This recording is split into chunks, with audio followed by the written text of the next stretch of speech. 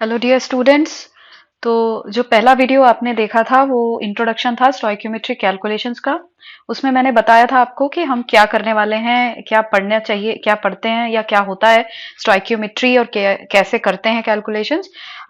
तो ये तीन टाइप मैंने आपको बताए थे कि ये तीन टाइप होते हैं जिसमें स्टोइक्योमेट्रिक इतने तरीके की स्टोइक्योमेट्रिक कैलकुलेशंस होती हैं। और मैंने आपको थोड़ा सा रिवाइज करा दिया था मोल्स के बारे में कि मोल्स के क्या क्या फॉर्मूले होते हैं। अब इसके आगे हम लोग ये जो मैंने आपको टाइप बताए थे, तीन टाइप यहाँ पे, mass to mass relationship, mass to volume and volume to volume relationship. तो मैं इसमें अब आपको इनके एग्जाम्पल्स के साथ मैं इनको कैलकुलेट करना सिखाऊंगी, या कैसे स्टोइक्योमेट्रिक रेशियोज की यूज करके हम इस टाइप की कैलकुलेशंस कर सकते हैं, हम ये सीखेंगे। तो पहला मैं रिलेशनशिप ले रही हूं, मास टू मास रिलेशनशिप। मतलब कोई रिएक्शन अगर हमें दी हुई है तो उसमें से किसी रिएक्टेंट का मास दिया होगा, किसी एक रिएक्टेंट का। अभी हम सिर्फ एग्जांपल्स देख रहे हैं जिसमें सिर्फ एक रिएक्टेंट की बात हो रही है, सिर्फ एक रिएक्टेंट का मास या अमाउंट मिला हुआ है हमको क्वेश्चन में। तो ये इक्वेशन, जैसे ये क्वेश्चन है, how much iron can be theoretically obtained in the reduction of 1 kg Fe2O3 ferric oxide. Okay, तो देखिए ऐसे क्वेश्चंस करते समय हमें तीन स्टेप्स फॉलो करने होते हैं, बेसिक स्टेप्स। पहला है कि हमें इक्वेशन लिखनी है, ठीक है। या तो अगर इक्वेशन दी हुई है क्वेश्चन में तो बहुत बढ़िया, हमारा एक काम कम हो गया। मगर अगर नहीं है इक्वेशन तो हमें उस इक्वेशन को बनाना है, हमें इस इक्वेशन को लिखना है। अब कहोगे आपकी इक्वेशन कैसे लिखेंगे हम इक्वेशन लिखेंगे हमारी नॉलेज के बेसिस पे। जैसे कुछ केसेस में इक्वेशन जब नहीं देते क्वेश्चन में तो वो यही सोच के नहीं देते कि ये तो बच्चे को पता ही होगा, ये नॉलेज तो बच्चों को होगी ही। जैसे कहीं कोई कंबस्शन की इक्वेशन दी है या फिर कहीं बेसिक न्यूट्रलाइजेशन रिएक्शन दी है तो वो इक्वेशन क्वेश्चन में मेंशन नहीं होगी। From the given reaction given in the question we have to make out the equation. Okay, तो यहां तो इस क्वेश्चन में इक्वेशन हमें मिली हुई है, ये इक्वेशन दे रखी है, ठीक। तो ये काम हमारा हो गया पहला। दूसरा काम है हमें बैलेंस करनी है इक्वेशन। ये बहुत इंपॉर्टेंट है हमारे लिए, क्योंकि जैसे मैंने इंट्रोडक्शन में बताया था इससे पहले की वीडियो में कि स्टोइक्योमेट्री है क्या। Stoichiometry is the relative relation between the coefficients mentioned on each atoms and on each reactant and on each product, कि क्या कोफिशिएंट मेंशन है, किस कोफिशिएंट कैसे कैसे लिखा हुआ है, जैसे मैंने यहाँ बताया था आपको इस रिएक्शन में, ठीक है। यहाँ पे जैसे ये इसके आगे 1 लिखा हुआ है तो क्या रिलेटिव रेशियो है इनके बीच में, ये 1:3:2 है। तो इसीलिए हमारे लिए ये कोफिशिएंट्स बहुत इंपॉर्टेंट है। तो हमारा सेकेंड स्टेप है कि हमें बैलेंस करना है। तो हमें पहले इक्वेशन लिखनी है, फिर बैलेंस करना है। इतना काम होने के बाद अब हमें तीसरा काम और इम्पॉर्टेंट काम जो है वो है मोल कैलकुलेट करना। मतलब जो हमें अगर क्वेश्चन में मास दिया हुआ है तो मास से मोल निकालना है, हमें वॉल्यूम दिया है तो वॉल्यूम से मोल निकालना है।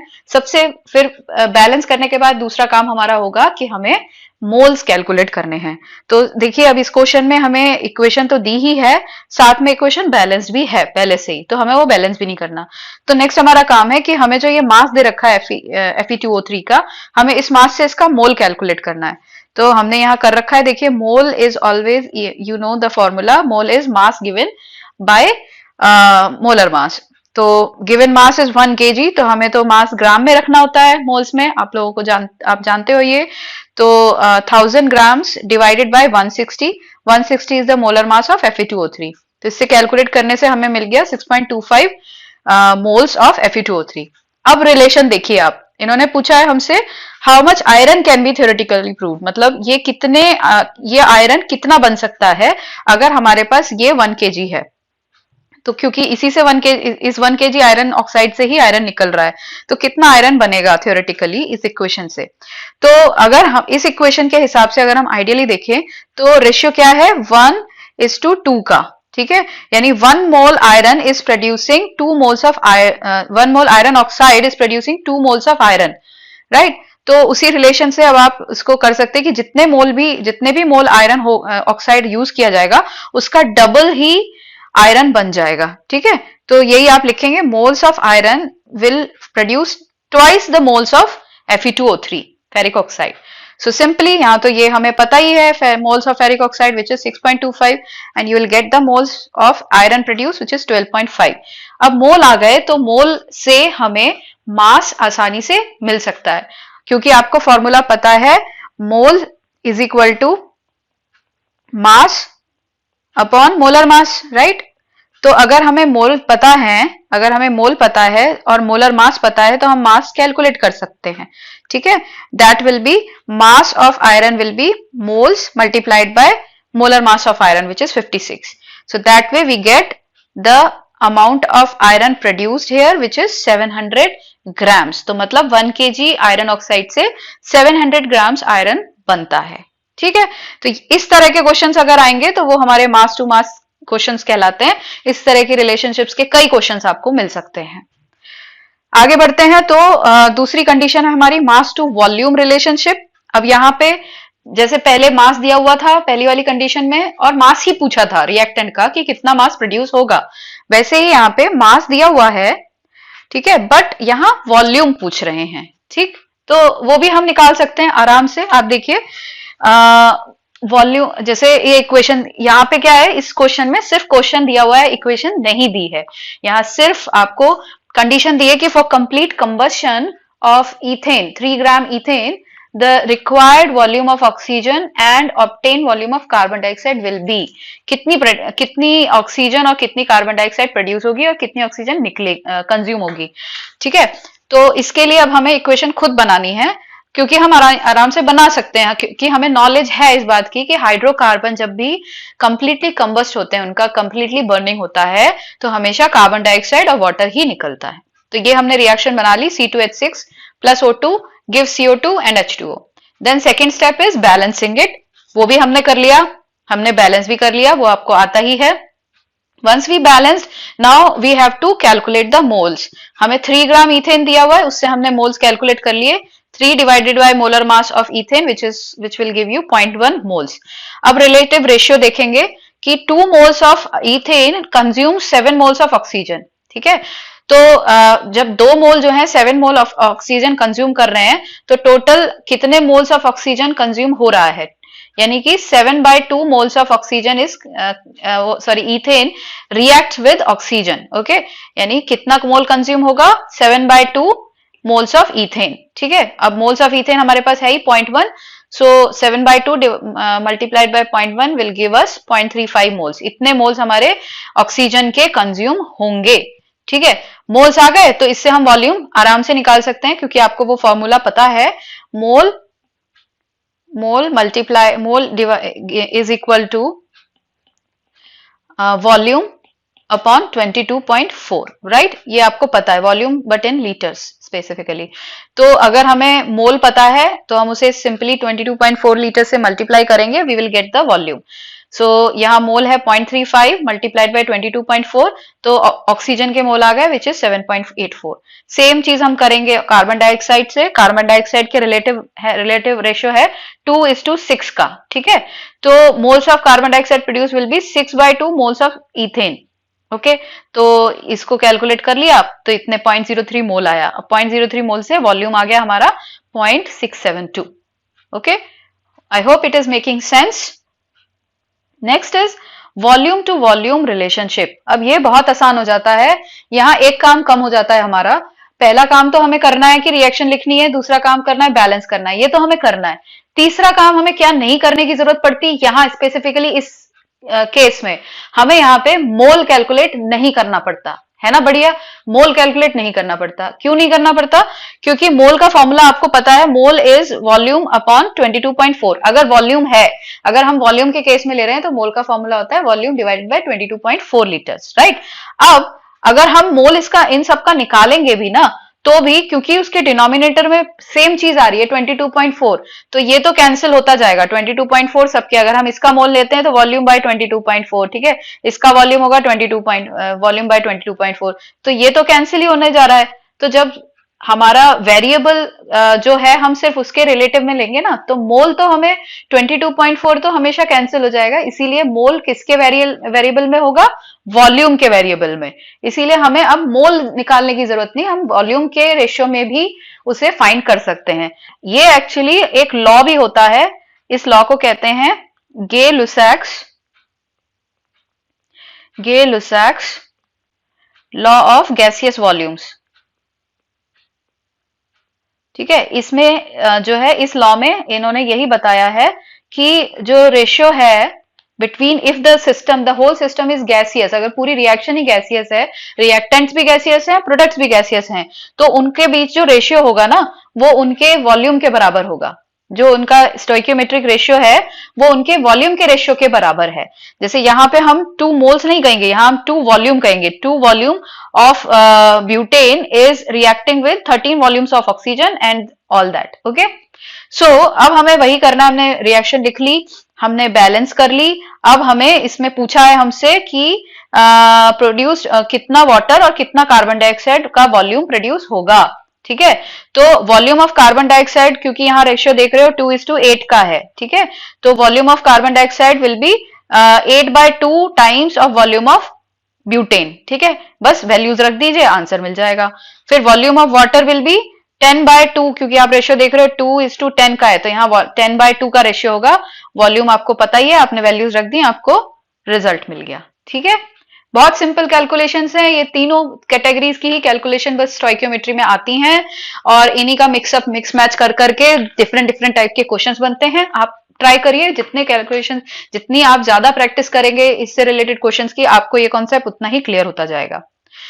तीसरा केस अब आ रहा है, जो नेक्स्ट केस अब आ रहा है, अभी तक हमने जितने केसेस पढ़े, जितने भी अभी तक एग्जाम्पल किए, 3 एग्जाम्पल अभी तक हम कर चुके हैं, उन तीनों एग्जाम्पल में आपने ये नोटिस किया होगा कि हर जो वो है आपका हर रिएक्शन में सिर्फ एक रिएक्टेंट की वैल्यू दी हुई है, सिर्फ एक रिएक्टेंट का अमाउंट दिया हुआ है। ठीक, तो यहाँ पे हमने लिमिटिंग रिएजेंट की बात हम यहाँ क्यों कर रहे हैं, क्योंकि अगर कुछ क्वेश्चंस ऐसे होते हैं जिसमें दोनों रिएक्टेंट या 3 है तो तीनों रिएक्टेंट का मास या अमाउंट या वॉल्यूम दे रखा है, तो ऐसे केस में हम क्या करें, ऐसे केस में हम लोग किस रिएक्टेंट के रिस्पेक्ट में हम लोग कैलकुलेट करें प्रोडक्ट की वैल्यू।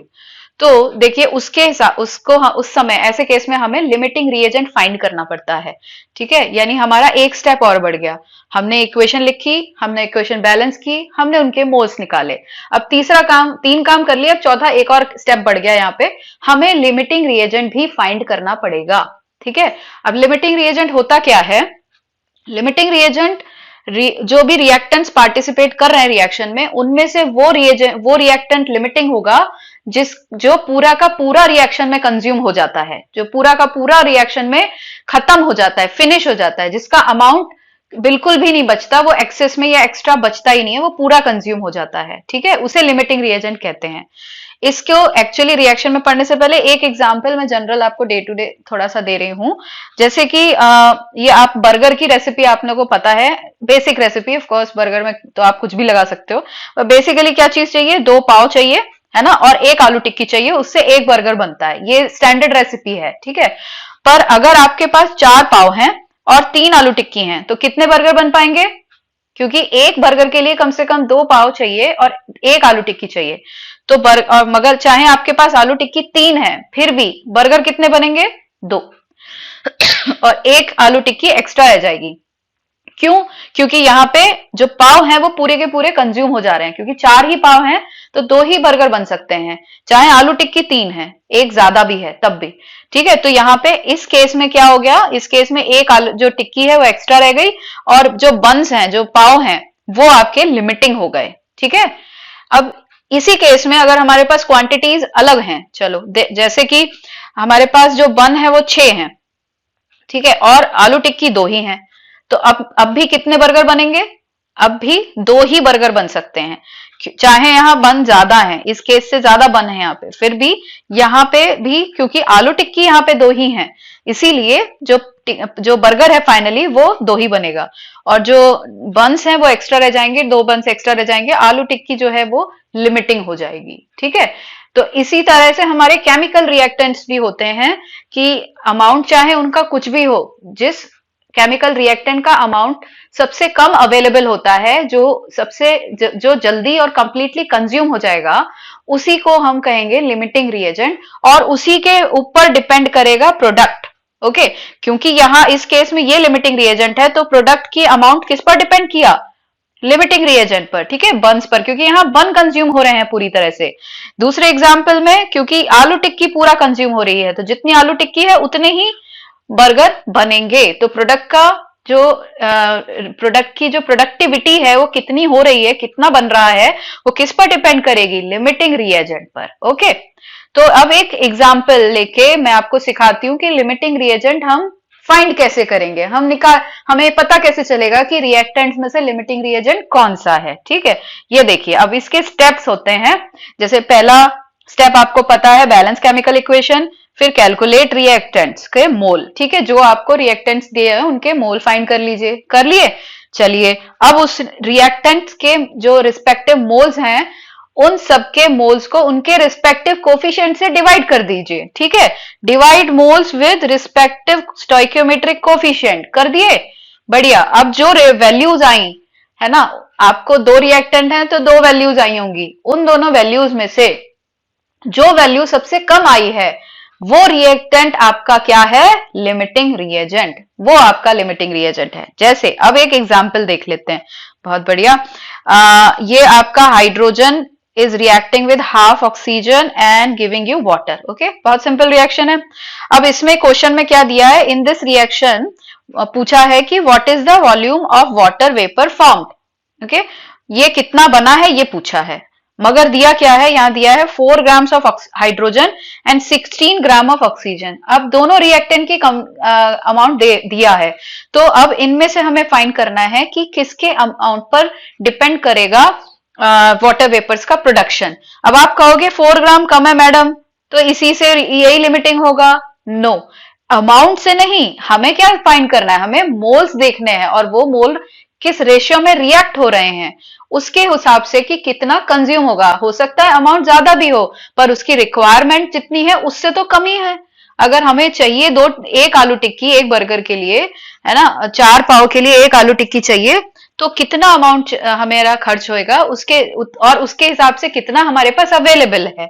ठीक है, तो जैसे अब आप इसमें देखो हमने क्या किया, ये स्टेप्स बस आप देखो, ज्यादा सोचो मत। ये स्टेप्स देख के आप पूरा कर लोगे ये क्वेश्चन, इस तरह के सारे क्वेश्चन कर पाओगे। तो क्योंकि ये रिएक्शन लिखी है, बैलेंस्ड भी है, तो 2 स्टेप हो गए। अब क्या करना है? मोल निकालना है।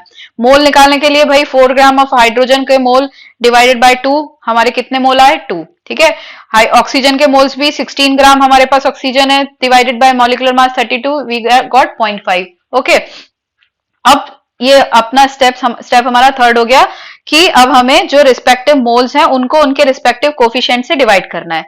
तो मोल हाइड्रोजन का मोल है 2, ठीक है, और उसको डिवाइड करेंगे 1 से, क्योंकि यहाँ 1 है। ठीक, हमें मिल गया 2। वही अब ऑक्सीजन के साथ करना। ऑक्सीजन का है मोल आ गए 0.5, और इसका कोफिशिएंट है यहाँ पे हाफ, या हम 0.5 भी कह सकते हैं इसको डिवाइड किया 0.5 से, तो इसकी वैल्यू आई 1। ओके, तो ये इसकी वैल्यू 2 आई है, इसकी वैल्यू 1 आई है, तो यहां लिखा है which ever has least ratio is the limiting reagent. Okay, तो इन दोनों में से कौन सा लीस्ट है? Oxygen. Okay, this is least, तो हमारा लिमिटिंग रिएजेंट कौन सा हुआ? ऑक्सीजन। इसका मतलब है वाटर का जो वाटर वेपर्स प्रोड्यूस होंगी यहाँ पे, वो किसके रिस्पेक्ट में प्रोड्यूस होंगी? ऑक्सीजन के रिस्पेक्ट में, क्योंकि oxygen is getting consumed completely. अब ऑक्सीजन के मोल कितने अवेलेबल है? 0.5। तो 0.5 मोल्स जो है वो कितनी वाटर वेपर प्रोड्यूस करेंगे, हम वो कैलकुलेट करेंगे सिंपली, जैसे हम अभी तक कर रहे थे कि हमें रेशियो पता ही है कि oxygen and water is produced 1:2, और यू कैन से 2:1 कह सकते हैं यहाँ पे, इस तरह से। तो ऑक्सीजन और वाटर के रिस्पेक्ट हो गया 1:2 का, यानी mole of water produced will be twice the mole of oxygen. Okay, so easily we got 2 into 1, which is 2 moles, and from calculating, we can calculate multiplying by 22.4, we will get the volume of water vapors produced also. So this is all from my side in this video, and I hope it helped you to understand stoichiometric calculation well. Okay, तो अब आप लोगों को मेरी advice यही रहेगी कि अब जितने भी क्वेश्चन आपको एनसीईआरटी की बुक में मिल रहे हैं या फिर आपको जितने स्टोइक्योमेट्रिक कैलकुलेशंस के क्वेश्चंस मिल सकते हैं कहीं से भी, आप उन सबको ट्राई कीजिए। ये वाले मेथड्स और ये स्टेप्स लगाएंगे तो सब सॉल्व हो जाएंगे। So thank you so